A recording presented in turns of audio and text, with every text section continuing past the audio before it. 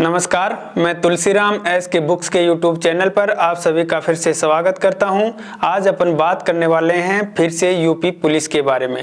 UP police की जो exam होती है उस एग्ज़ाम के लिए एस के बुक्स की ये सामान्य ज्ञान तथा एस के बुक्स का ये पेपर सेट और एस के बुक्स की ये गाइड आपको अवश्य पढ़नी चाहिए।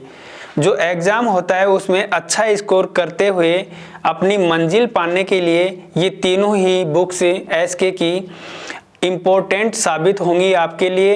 अब देखिए कैसे साबित होंगी और इन बुक्स में ऐसा क्या है जो आपके लिए उपयोगी साबित होंगी। देखिए, सामान्य ज्ञान है, अब इसमें इतिहास, भूगोल, संविधान, पुलिस सामान्य ज्ञान, अर्थव्यवस्था, स्टैटिक जीके, उत्तर प्रदेश सामान्य ज्ञान, सामान्य विज्ञान का संपूर्ण कवरेज इसमें दे रखा है। उत्तर प्रदेश पुलिस सिपाही, एसआई, एएसआई, वन रक्षक, प्रदेश की अन्य परीक्षाओं के 1999 से लेकर अब तक के प्रश्नों का इसमें समावेश है। दिल्ली, हरियाणा, बिहार सहित विभिन्न राज्यों की पुलिस भर्ती परीक्षाओं के प्रश्नों का समावेश व एसएससी की सामान्य स्तर की भर्ती परीक्षाओं के प्रश्नों का इसमें समावेश है। 2300 प्लस प्रश्नों का संकलन दे रखा है इस बुक में और सभी प्रश्नों की संपूर्ण व्याख्या इस सामान्य ज्ञान में आपको मिलेगी। और ये सामान्य ज्ञान है, इसको लेटेस्ट पैटर्न के अनुसार बनाया गया है।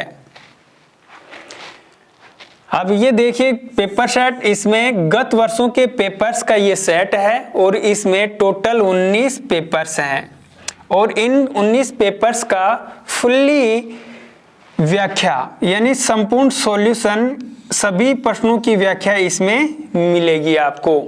ये पेपर सेट है इसमें। अब बात करते हैं इस गाइड की। अब गाइड में क्या दे रखा है? गाइड में यूपी पुलिस में जो सब्जेक्ट आते हैं सिलेबस के अकॉर्डिंग, उस हिसाब से सामान्य अध्ययन, गणित, हिंदी, तर्क शक्ति का संपूर्ण कवरेज दे रखा है इसमें। यूपी पुलिस कांस्टेबल 2006 से लेकर अब तक के प्रश्नों का chapter wise, topic wise, type wise संकलन दे रखा है। देखिए, अब ये चैप्टर वाइज, टॉपिक वाइज व टाइप वाइज पिछले वीडियो में आपको बताया भी था कि जैसे इतिहास ले लीजिए, इतिहास को प्राचीन इतिहास, मध्यकालीन इतिहास, फिर आधुनिक इतिहास में डिवाइड किया है। अब जैसे मध्यकालीन इतिहास में मुगल काल है, उदाहरण के लिए ले लीजिए मुगल काल। मुगल काल को भी हमने किस हिसाब से डिवाइड किया है? सबसे पहले हमने बाबर, हुमायूं, अकबर, जहांगीर, शाहजहां, इस प्रकार से डिवाइड कर रखा है। उनके क्वेश्चन से एक साथ कर रखे हैं। तो ये चैप्टर वाइज, टॉपिक वाइज और टाइप वाइज संकलन है। गणित और तर्क शक्ति के शॉर्टकट ट्रिक्स हैं। यूपी पुलिस कांस्टेबल में पूछे गए एमसीक्यू और उत्तर प्रदेश की अन्य परीक्षाओं में तथा विभिन्न राज्यों की पुलिस भर्ती परीक्षाओं व एसएससी जीडी भर्ती परीक्षाओं में पूछे गए 3500 प्लस प्रश्नों का संकलन है। और इस गाइड में भी सभी प्रश्नों की संपूर्ण व्याख्या दे रखी है, आपको मिल जाएगी। और ये गाइड भी लेटेस्ट पैटर्न के अनुसार अपडेट है। तो ये तो थी बुक्स के बारे में, यानी एग्जाम में अच्छा स्कोर करते हुए और अपना लक्ष्य प्राप्त करें, उसके लिए ये एसके की बुक्स आप अवश्य पढ़ें और एग्जाम में अच्छे से अच्छे अंक हासिल करें। आज मैं लेके आया हूँ कुछ एक क्वेश्चंस जो एग्जाम्स, विभिन्न एग्जाम्स में पूछे गए हैं तथा कुछ एक क्वेश्चंस जिनके आने की संभावना है और वे क्वेश्चंस हैं वैदिक सभ्यता से संबंधित। अब वैदिक सभ्यता से संबंधित ये क्वेश्चंस कौन से हैं, चलिए देख लेते हैं। फर्स्ट क्वेश्चन देखिए, वैदिक सभ्यता। वैदिक सभ्यता नदी के तट पर विकसित हुई। यूपी कांस्टेबल 2019 में ये क्वेश्चन पूछा गया है। ऑप्शन में है गोदावरी, कावेरी, कृष्णा, सरस्वती। तो आपका उत्तर है सरस्वती। ये वैदिक सभ्यता और संस्कृति है, ये सरस्वती नदी के किनारे फली फूली थी। वैदिक काल में सरस्वती नदी को सबसे पवित्र नदी माना गया है। आगे देखिए, योग का वर्णन निम्नलिखित में से किस वेद में किया गया है? यूपी कांस्टेबल 2020 में ये क्वेश्चन पूछा गया है। सामवेद, अथर्ववेद, ऋग्वेद, यजुर्वेद, ये चार आपके ऑप्शन में हैं, तो आपका उत्तर है ऋग्वेद। योग का वर्णन ऋग्वेद में मिलता है। ऋग्वेद को विश्व की सबसे प्राचीन पुस्तक माना जाता है, और यह कह लीजिए कि विश्व का सबसे प्राचीन ग्रंथ है ऋग्वेद। वेदों से ही योग का उद्भव माना गया है। सबसे पहले पतंजलि ने वेद में बिखरी योग विद्या को सही सही से वर्गीकरण किया था। आगे देखिए, हिंदू पौराणिक कथाओं के अनुसार महाकाव्य रामायण में भगवान श्री राम अयोध्या के शासक थे, जो कि राजधानी थी। यूपी कांस्टेबल 2019 में ये क्वेश्चन पूछा है। ऑप्शन में है हस्तिनापुर, कुरु, कलिंग, कौशल, तो आपका उत्तर है कौशल। प्राचीन भारत में 16 महाजनपद थे, उनमें से कौशल एक महाजनपद था। तो कौशल की ये जो राजधानी थी, प्रथम राजधानी अयोध्या थी तथा दूसरी राजधानी, द्वितीय राजधानी श्रावस्ती थी। तो यहाँ पूछा है कि अयोध्या के शासक भगवान श्री राम थे, तो उस अयोध्या, वो अयोध्या कहाँ की राजधानी थी? तो आपका उत्तर है कौशल। कौशल क्या है? 16 महाजनपदों में से एक महाजनपद, जिसकी प्रथम राजधानी अयोध्या तथा दूसरी राजधानी श्रावस्ती थी। आगे देखिए, महर्षि वाल्मीकि का वह आश्रम ब्रह्मवर्त में स्थित था, जो वर्तमान में उत्तर प्रदेश के में है। यूपी कांस्टेबल 2018 में ये क्वेश्चन पूछा गया है। ऑप्शन में है बिठूर, सीतापुर, वाराणसी, इलाहाबाद, तो आपका उत्तर है बिठूर। बिठूर जो वर्तमान उत्तर प्रदेश के बिठूर में ये आश्रम ब्रह्मवर्त है। महर्षि वाल्मीकि का आश्रम ब्रह्मवर्त बिठूर में स्थित है, और ये बिठूर है वर्तमान में उत्तर प्रदेश के कानपुर जिले में स्थित है। यहाँ पर माना जाता है कि लव कुश का जन्म भी यहीं पे इसी आश्रम में हुआ था, तथा इसी आश्रम से महर्षि वाल्मीकि ने रामायण ग्रंथ की रचना की थी। आगे देखिए, सबसे प्राचीन भारतीय साहित्य वेद है। कुल वेदों की संख्या है। यूपी कंप्यूटर ऑपरेटर 2016 में एक क्वेश्चन पूछा गया है। 4, 3, 2, 1 ये आपके ऑप्शन में दे रखे हैं, तो आपका उत्तर है 4। देखिए, वेदों की संख्या, कुल वेदों की संख्या 4 है। सबसे प्राचीन वेद है ऋग्वेद, फिर यजुर्वेद, फिर सामवेद, फिर अथर्ववेद। वैदिक काल को भी 2 भागों में बांटा गया है, एक ऋग्वेदिक काल तथा दूसरा उत्तर वैदिक काल। ऋग्वेदिक काल की रचना यानी ऋग्वेद की रचना हुई थी ऋग्वेदिक काल में सिर्फ, और उसका काल माना जाता है 1500 ईस्वी पूर्व से 1000 ईस्वी पूर्व। उत्तर वैदिक काल है वह 1000 ईस्वी पूर्व से 600 ईस्वी पूर्व माना गया है, और उत्तर वैदिक काल में बाकी 3 अन्य वेदों की रचना हुई थी, यजुर्वेद, सामवेद और अथर्ववेद की। तो यहाँ पूछा गया है कि कुल वेदों की संख्या कितनी है, तो 4 है।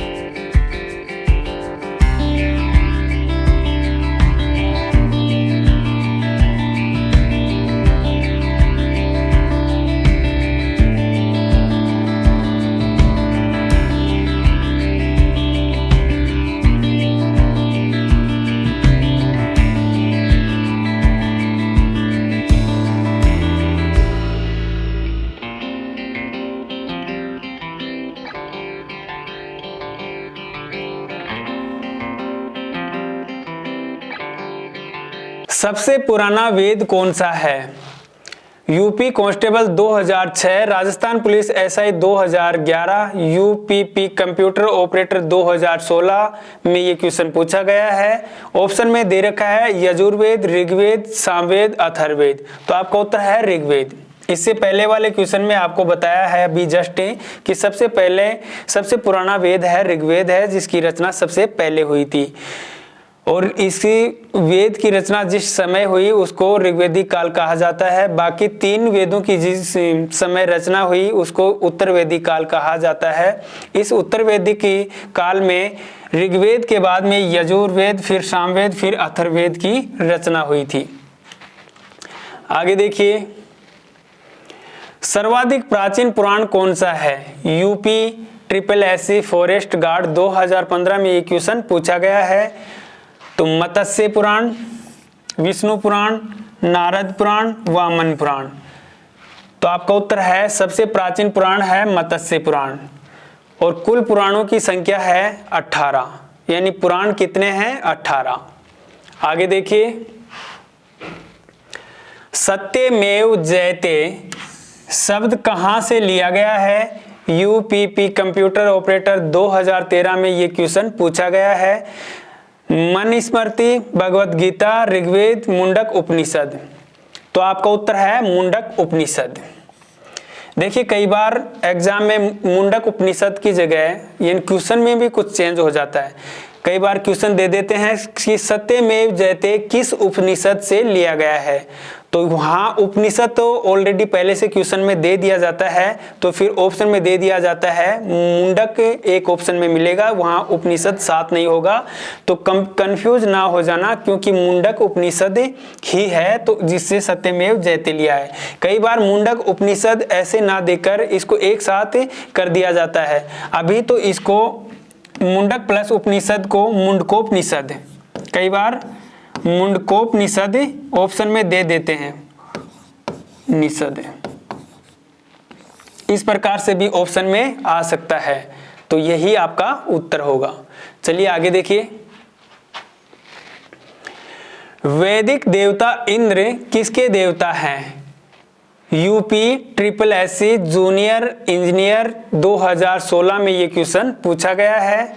हवा, तूफान, वर्षा, अग्नि। तो आपका उत्तर है वर्षा। वैदिक देवता इंद्र हैं, ये वर्षा यानी बारिश और गरज के देवता थे।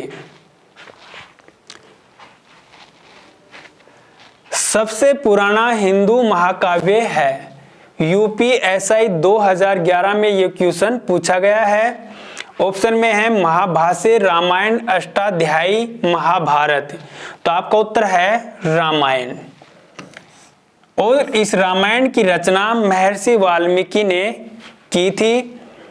तो ये सबसे पुराना पूछा गया यहाँ कि सबसे पुराना हिंदू महाकाव्य कौन सा है? तो आपका उत्तर है रामायण। वैदिक काल के चतुराश्रम के अनुसार निम्नलिखित में से कौन सा शब्द पारिवारिक जीवन काल से संबंधित है? SSC GD 2021 में ये क्वेश्चन पूछा गया है। ऑप्शन में है वानप्रस्थ, ब्रह्मचर्य, सूरत, गृहस्थ। तो देखिए 4 आश्रम हैं। 4 आश्रम कौन कौन से हैं? सबसे पहले आता है ब्रह्मचर्य आश्रम, फिर आता है गृहस्थाश्रम, फिर आता है वानप्रस्थ आश्रम, फिर आता है संन्यास आश्रम। और ये ब्रह्मचर्य आश्रम है ये छात्र जीवन से संबंधित है, गृहस्थ आश्रम है ये पारिवारिक जीवन से संबंधित है। तो यहाँ पूछा गया है पारिवारिक जीवन से संबंधित, तो आपका उत्तर है गृहस्थ आश्रम। और तीसरा आश्रम है वानप्रस्थ आश्रम, इसको सेवानिवृत्ति जीवन कहा जाता है, यानी सेवानिवृत्ति काल कहा जाता है। और चौथा जो आश्रम है संन्यास आश्रम, इसको त्याग का जीवन कहा जाता है। तो ये आपके 4 आश्रम हैं, गृहस्थ, ब्रह्मचर्य, गृहस्थ, वानप्रस्थ और संन्यास आश्रम। तो यहाँ पूछा गया है कि पारिवारिक जीवन से संबंधित, तो ये आपका उत्तर है गृहस्थ आश्रम। आगे देखिए, ऋग्वेदिक या प्रारंभिक वैदिक काल 1500 ईस्वी पूर्व से 1000 ईस्वी पूर्व के अनुसार निम्नलिखित में से कौन नदी की एक देवी थी? एसएससी एमटीएस 2022 कौन नदी की एक देवी थी? तो आपका उत्तर है सिंधु। आगे देखिए, वैदिक काल के महत्वपूर्ण देवताओं के सही समूह का चयन करें। एसएससी जीडी 2019 में एक क्वेश्चन पूछा गया है। पहला ऑप्शन में है आपका ए ब्रह्मा प्रजापति गरुड़, बी अग्नि इंद्र सोम, सी वरुण विष्णु शिव, डी शेषनाग चंद्र और यम। तो आपका उत्तर है अग्नि इंद्र और सोम। वैदिक काल के महत्वपूर्ण देवता थे वे इंद्र, अग्नि, वरुण और सोम थे। तो यहां दे रखा है अग्नि, इंद्र और सोम। आगे देखिए, प्राचीन भारत के लोगों का मानना था कि जब ब्राह्मणों की मदद से अनुष्ठान किया जाता था तो इसे बलि देने वाले का क्षत्रिय के रूप में पुनर्जन्म होता था, भले ही वह जन्म से क्षत्रिय न हो। एसएससी जीडी 2021 में ये क्वेश्चन पूछा गया है। ऑप्शन में देखिए समाजतन, उपनयन, मेधा जनन, हिरण्य गर्भ। तो आपका उत्तर है हिरण्य गर्भ। आगे देखिए, प्राचीन भारतीय इतिहास के संदर्भ में निम्नलिखित में से कौन चिकित्सा के क्षेत्र में प्रसिद्ध था? एसएससी एमटीएस 2021 में ये क्वेश्चन पूछा गया है। ऑप्शन में देखिए हरिसेन, विशाखदत्त, बाणभट्ट, चरक। तो आपका उत्तर है चरक।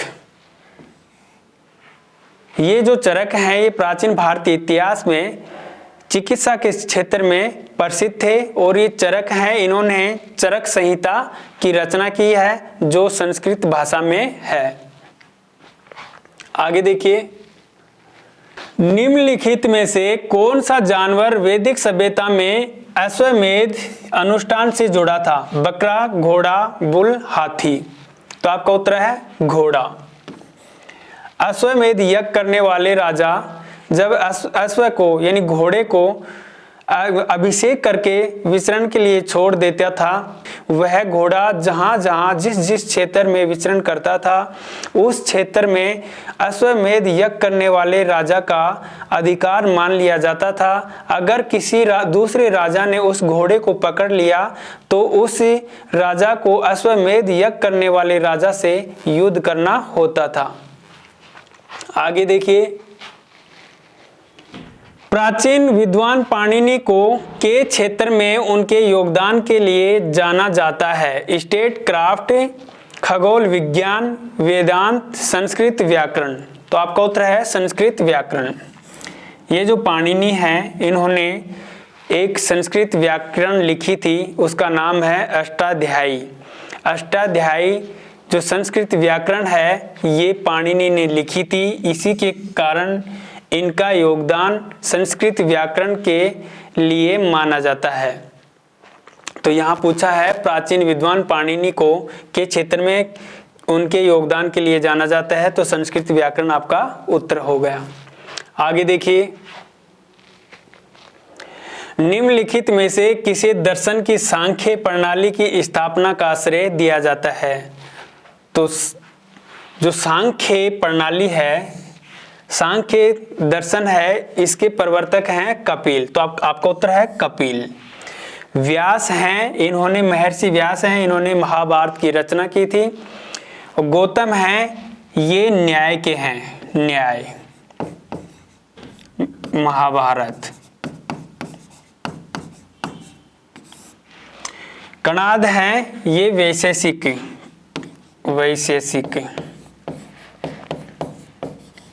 सिख के प्रवर्तक हैं, वैशेषिक दर्शन के प्रवर्तक हैं। आगे देखिए, निम्नलिखित में से कौन सी प्राचीन पुस्तक शल्य चिकित्सा पर आधारित है? मनुस्मृति, सुश्रुत संहिता, चरक संहिता, अर्थशास्त्र। तो आपका उत्तर है सुश्रुत संहिता। और ये सुश्रुत संहिता सुश्रुत द्वारा लिखी गई है। सुश्रुत एक महान चिकित्सा शास्त्री एवं शल्य चिकित्सक थे। आगे देखिए, निम्नलिखित में से किस ग्रंथ की एक पुस्तक आदि पर्व है? सामवेद, महाभारत, रामायण, विष्णु पुराण। तो आपका उत्तर है महाभारत। देखिए, महाभारत को 18 पर्व में विभाजित किया गया है और जिसका प्रथम पर्व है आदि पर्व और अंतिम पर्व है स्वर्गारोहण पर्व। तो इस प्रकार से इसमें 18 पर्व हैं महाभारत में, जो वेदव्यास द्वारा रची गई महाभारत है।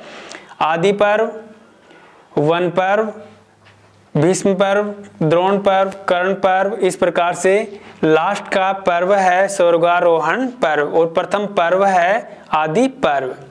तो ये महाभारत से संबंधित है।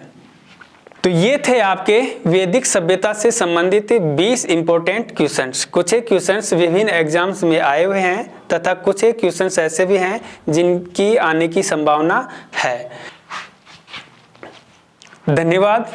इस एग्ज़ाम के लिए एसके बुक्स सभी शॉप्स पर और ऑनलाइन भी अवेलेबल है। अगर आप ऑनलाइन लेना चाहते हैं तो उसका लिंक डिस्क्रिप्शन बॉक्स में अवेलेबल है। इस चैनल पर हम इस तथा अन्य सभी भर्तियों से संबंधित इम्पोर्टेंट जानकारी और स्टडी मटेरियल भी उपलब्ध कराते रहेंगे। तो इस वीडियो को लाइक कीजिए, चैनल को सब्सक्राइब कीजिए और अपने दोस्तों के साथ शेयर भी कीजिए। मिलते हैं अगले वीडियो में। जय हिंद, जय भारत।